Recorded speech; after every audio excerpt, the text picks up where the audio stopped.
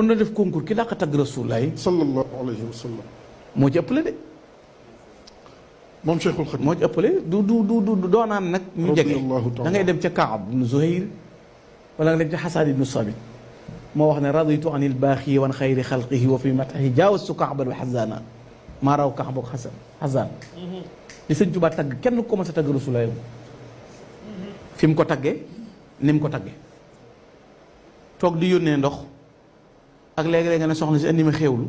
moom nag fa mu nekkee woon daa wéet farraxtu af dara wara bi xalami fii xurubati indi si daal di ko rek xam nga ku ne daa am foo ma ne fi ne buñ nee diw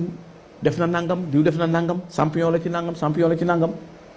sëñ Tuubaa dafa am foofu kenn du ko ca fekku fenn réew mii niñ mën a wujjee buñ amoon ko demee ni moom ñëwee ni moom moo wootee 18 safar mu wootee 17 waaye doo ko dégg de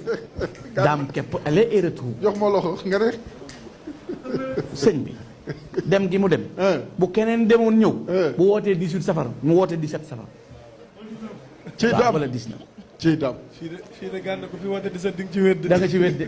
walaay ku woote da nga wér li tax mooy dajeeg say noonu